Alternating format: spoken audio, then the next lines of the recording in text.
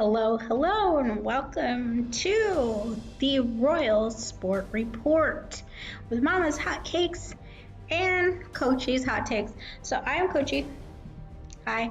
My mom did not watch the game today. She was out shopping.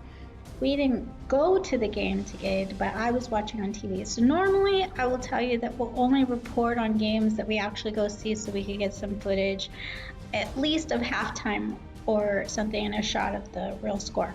Today I was watching and I was so excited because we met the Warriors, but we met them in San Francisco. So the Kings versus the Warriors in San Francisco. It was an away game for the Kings, a home game for the Warriors, yes?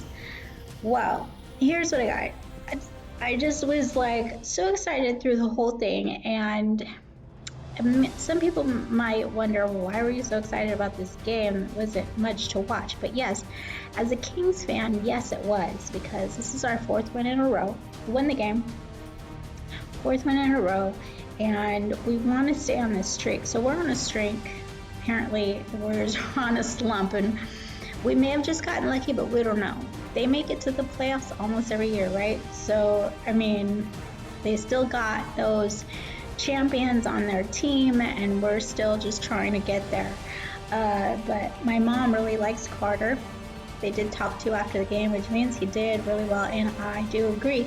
I think what it is that we just got a good team right now.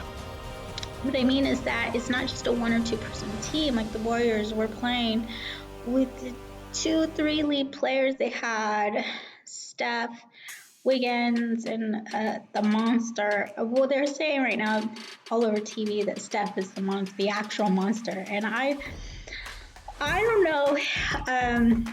I think most people are scared of Draymond, and in reality, he's not the biggest guy on any court, right? But he's got the biggest, meanest attitude out there. And he wasn't really playing as aggressive as we're used to tonight. So, yeah, they're like a 3-man team. That's not bad. But tonight, we came in with a full. We didn't have Fox. We didn't have Foxy. But the guys coming off the bench really showed us that he is not alone.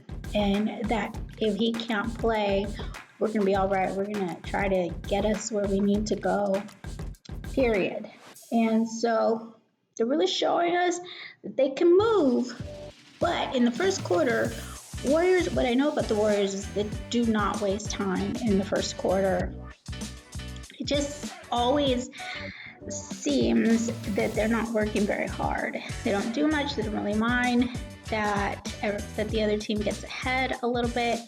And tonight was no different. So the first quarter, the Kings got ahead. I was like, oh, just watch out. Don't give them too much space there to come back up.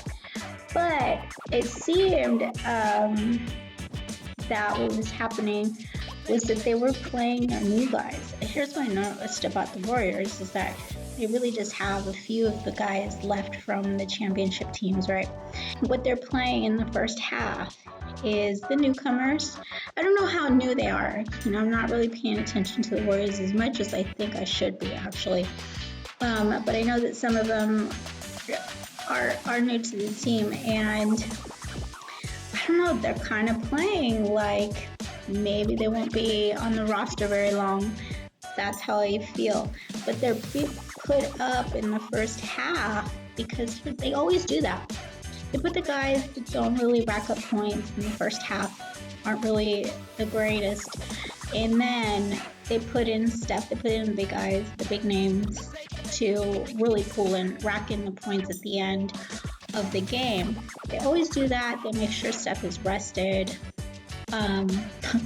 For one thing, he's going blind, but still a miracle.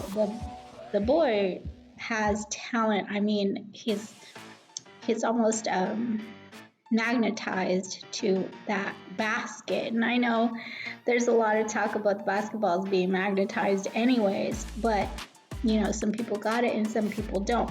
But so they put those other guys up first, and that usually works for them. And I think against any other team it would have, but tonight we were coming in hot. I mean, we had everybody at their best tonight. I mean, Murray, even Herder, we haven't seen much from Herder in quite a while, actually. And people were questioning what was going to go on with him. But tonight he stepped it up. Everybody was at their best. Tonight we had Murray. Monk was playing hard. Monk was working so hard. I was questioning who was building pyramids as if we were in Mexico or something. I mean, he was sweating bullets and, really was the guy that needed the headband tonight. Unfortunately, none of them had them, but there weren't as many slips tonight. Thank God. Like the other night, there were so many, just slip after slip after slip. Tonight, not so many, but that doesn't mean they weren't working, because I saw it myself. And then, of course, Curry comes in, he tries to score really high. He does get those threes. But all of our guys were getting threes. And I'm really, really excited about that. That's a really good sign. It means, since Mike Brown left, that whatever Christie is saying to them is fresh and new and resonating, and that's what we need for this team. But yeah, for the Warriors, that's been their forte for years, and if you don't know that about their game, where have you been? I actually think that is why we've lost to them for so long, because we were doing the opposite. We were putting our bench players on at the very end, in the last few minutes, instead of working on them in the beginning, resting our big guys, and then putting them in when it mattered. So by the end, we're exhausted, and we expect them to have that kind of stamina. Well, I think now with a full team, it's going to be a lot easier to take people out and put them back in after they get some rest, without, risking losing some points there or really getting under like the Warriors did tonight. I think it was the second quarter or beginning of the third quarter, when we get up 15 point lead, and it was the second quarter. That means we'll give you a really good run for your money. And that's true for any team, probably. But with this team, it may not let up unless you got really good defense. And our defense is looking awesome this year. So, you got to be careful about us getting that big of a lead. 10 points is something that we'll still have to be working hard for throughout the game. But 15 for anybody is big enough to win, where this is going to be ours tonight. But with the Warriors, you couldn't be sure, at least previously in other years. So people were worried, because Steph has been known to score a lot of points out of nowhere, just every time he shoots. So we're scared for a little while. He might have a 100-point night, and he didn't, thank God. But I want to say, I said this in one of the previous shows. Can I just mention that something that I have thought for a long, long time, might be kind of silly to all of you, but everything I say may be silly to all of you, because, I'm not really talking about percentages of field goals and points and triple doubles, but I'm talking about the stuff we only hear, at the women's table when we're talking about men, basically. But matching shoes, this is such a silly thing. I feel like, I don't know if it's just our team, but maybe any team, matching shoes is like the key to winning a game, because we won every game this year where our shoes have been matched up.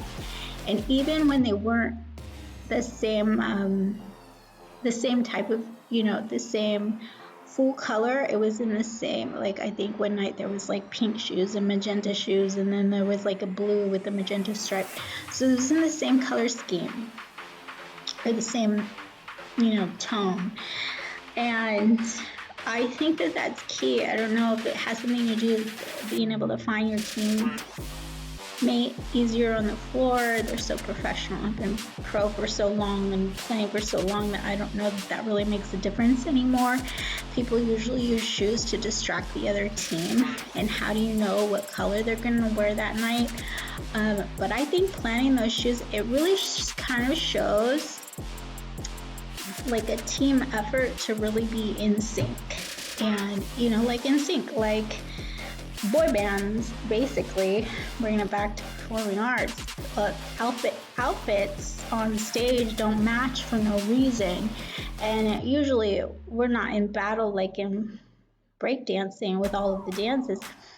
But if you'll notice, couples in ballroom, hip hop teams, they'll have matching, and then they'll have matching outfits. But then if you remember the Olympics, everybody talking about the dancers, the break dancers that didn't look like Olympians in their, weren't dressed for the occasion, basically, were not getting the points, because it sort of matters.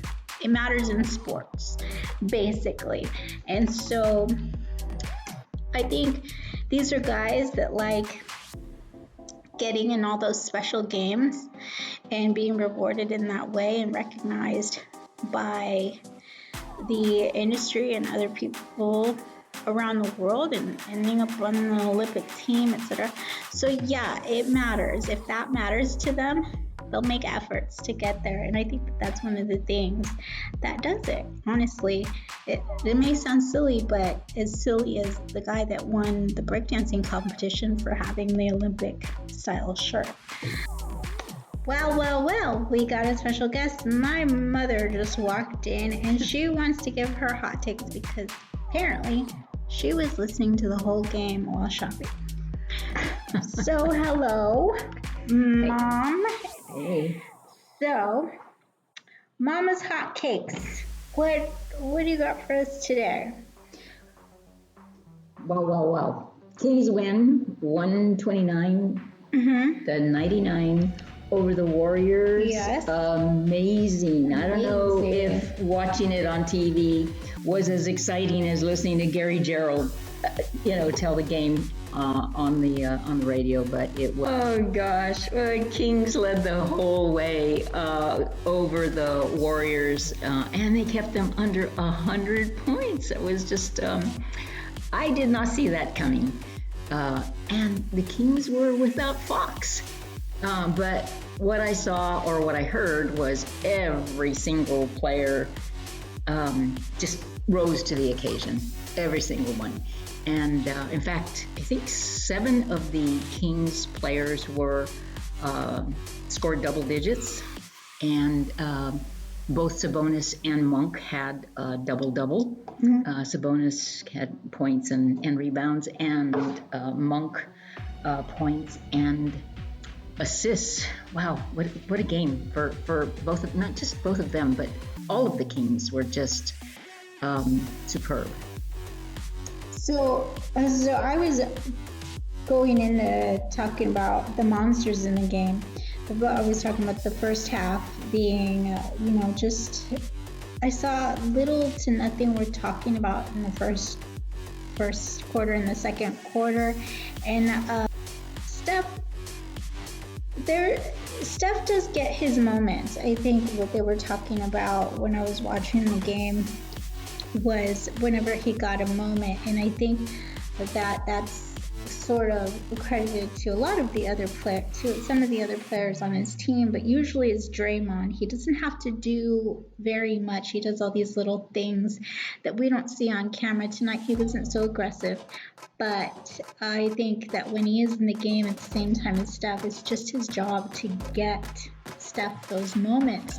I think although Steph had some really good moments tonight, that the other players on his team weren't doing as much as that for him as the previous well put together team that's now sort of feels broke apart for the Warriors. Steph was rested. I mean, they rested him last night against the, I guess they played the 76ers. And they wanted him to be rested for today's game. And even still, he got his 26 points. And so did Monk, by the way. Monk also scored 26 points.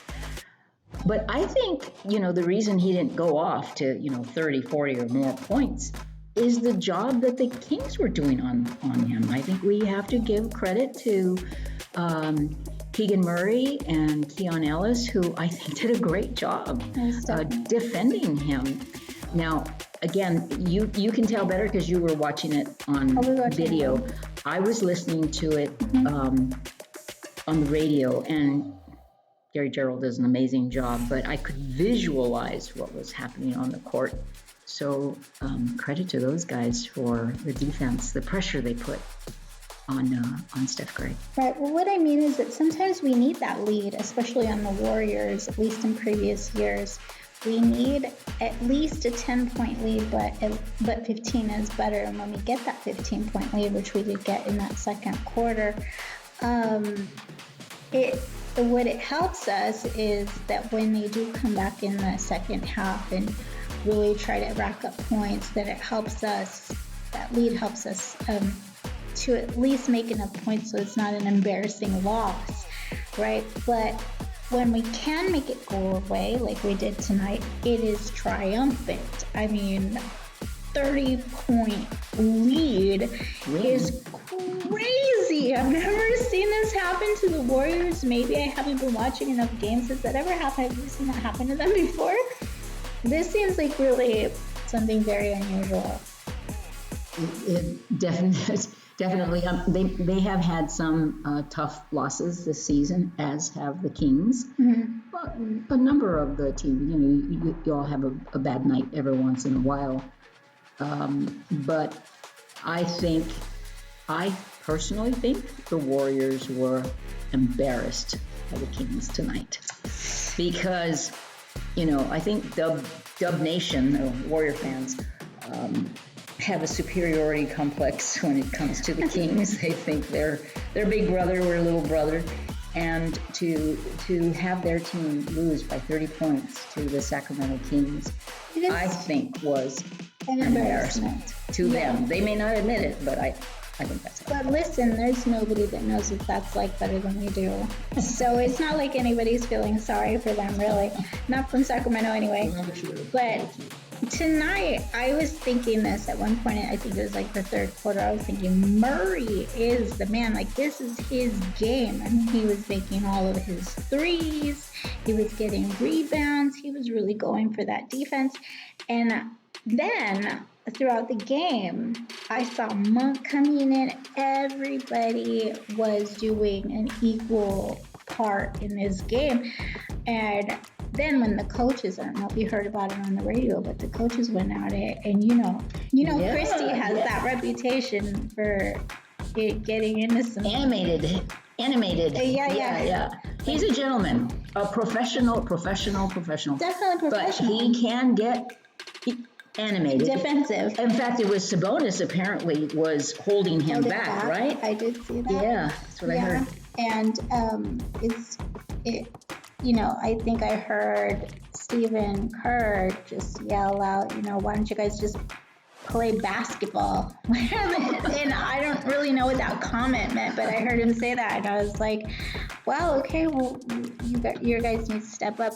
So you can't really come up from a 30-point lead, right? There's no, I don't know that you can do that in any quarter. Although the Kings were leading by about, it sounded like by about 20 points in the second quarter, and the Warriors came back and they cut that lead to 4 points. But still, the Kings led the whole way. Then the Kings went on a 11-0 run to end the first half, and then they just never looked back. In fact, they led the Warriors in in all categories that they measure, all of the stats, they led. You know, field goals, 3-point. I mean, all assists, rebounds, everything. Except for steals. I think they had the same number of steals. And they had less turnovers than the Warriors did too. So, well, I will say that I have seen the Warriors come up from a really big lead. yeah, When the other opposing team had really big leads up to 30 points, where Steph comes in and knocks it out the park. I've seen them do that before in their younger years. So I mean, they are getting older, but they got 2 or 3 3-point shooters. You know, Buddy was out there. We'll remember Buddy Hield. He was out there. And of course they had Steph, and then they had another one.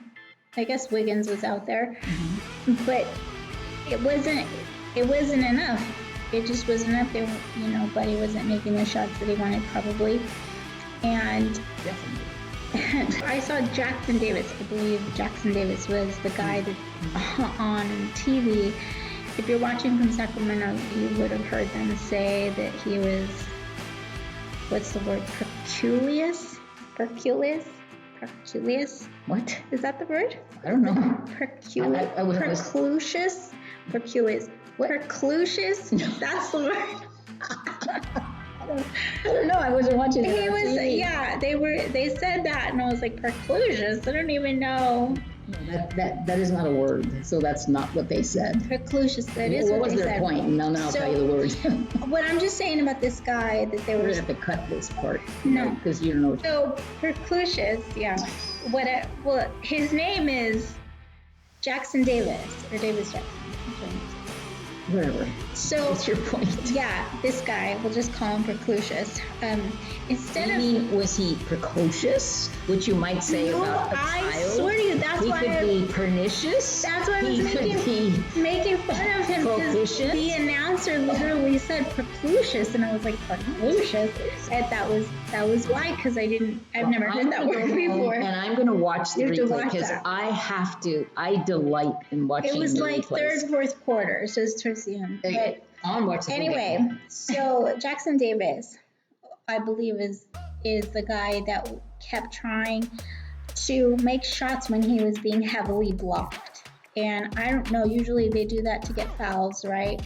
To get fouled. But it wasn't working, and so he kept just trying it when he had clear passages to pass. He was over. I don't think he made any shots. Yeah, exactly. So he kept getting moments where he could pass, but instead he kept trying to make the shots, and that was really bugging me.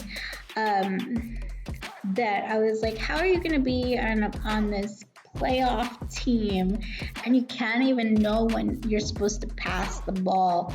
But that's one of the Warriors' problems. Do you think the Warriors are a playoff team? They used to be. The way they're playing, well, yeah, they've been NBA champs, but former champions, right? But so they got a really good reputation, is what I'm saying. Absolutely. And so this guy's on the team. He doesn't know how to pass the ball, and that's far.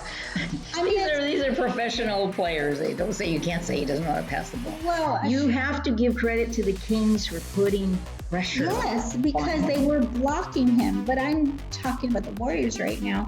Is that it's hard to come back from that kind of a lead, a 30-point lead, when you got guys that aren't playing in the same caliber as the other player. So they were clearly outmatched by the Kings today. But like I said earlier, all of the starters, by the way, got double-digit points. There were 7 Kings in double digits tonight, including all 5 of the starters. And that, I don't know how often that's happened this season. But by the way, one of the things you said earlier, I want to comment on. You talked about the big lead that the Kings got. Well, even a 15, 20-point lead at halftime is not against the Warriors. It doesn't guarantee anything. because we know that Steph can go off. We know. We never know if it's going to happen. Yeah. Before it used to be like, oh, this is for sure, like it was a given that he was going to come in and win the game. But now we just don't know when it's going to happen. But the point is that the Kings never took their foot off the gas. Mm-hmm. They kept going, through the all 48 minutes. And I, for one, was so proud of them and so proud of Doug Christie. Whatever he has done to motivate these guys and get them to play together, to play unselfishly, to play his, to play the scheme that he has laid out for them, it is working. And I hope that he continues to have an opportunity to work with these guys, because we're both amazed and delighted to see this, especially having, being season ticket holders and watching them lose game after game after game after game. I would say getting booed.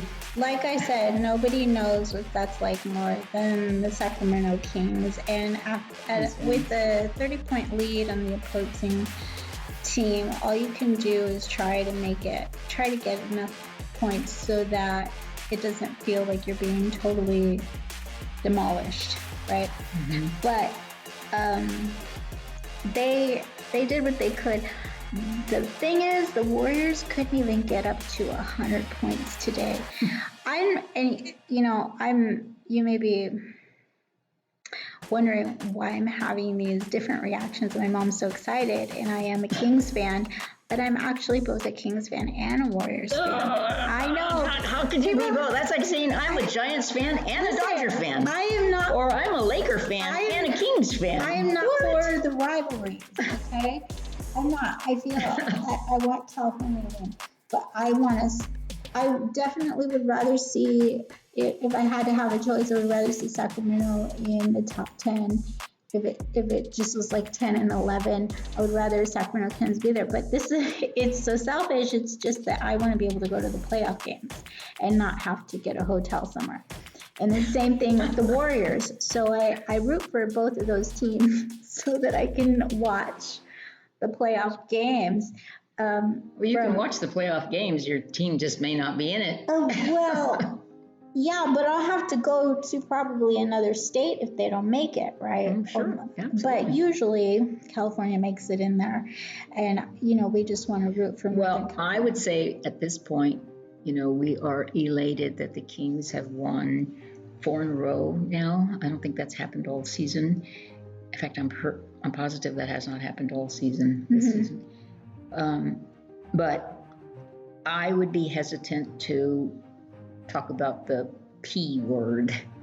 P word, the playoffs? Yes, I would just, yeah. Oh, gosh. I would not bring that up. Don't jinx them. They are playing beautiful team basketball right now. It's just awesome. And it's not only entertaining, but you feel so proud of these guys watching them, or in my case, listening today to the game. It's just been so entertaining and just so great to see the smiles on their faces too. They seem to be having a good time, and that's so important. After all, it is just entertainment. Although we are really, really proud of our guys. And so if you have not been to a game, or if you have not been watching or listening to the Sacramento Kings broadcast, you have been missing out. So get on board, get your tickets, get in that arena, support our team, and at the very least, listen to the games, because you're missing out, and this is a team that we can really be proud of. So, yes. For the turnaround that they've had so far this year. Let's hope they can keep it up and build on it, and go Kings. Before we end the show, I want to talk about something a little bit sillier. Now, there's always some of Coachy's silly points, because I think that these things matter, things that are not spoken about anywhere else. But I want to talk about the music at the games. Now, watching the game. But I was watching the game, and I can hear the music in the background. I can hear. Sometimes they let you hear the players talk and what they're. You can hear them yelling at each other on the court. First of all, the San Francisco Warriors court is beautiful. If you've never seen it, not as beautiful as the floor. Golden One Center, but they do have a beautiful. This is gorgeous. Yeah. It's like almost artistic. I love it. See the bridge on there? Okay. We know you're a closet Warrior fan. Well, wait. So the music, I'll say one of the reasons I think that they're having a really tough time listening to music. I don't know if there's a parking issue and that people just don't want to go or whatever, but sometimes the seats are really empty.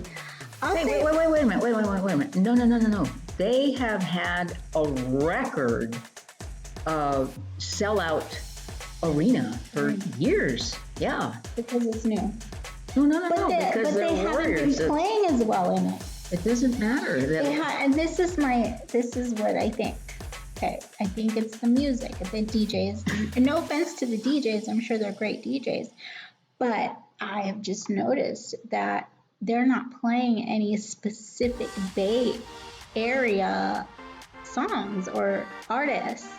And so there's a few to name. For one, Tupac, which I understand they may not be playing Tupac because they don't want to be involved in any of that West East Coast gangster rivalry.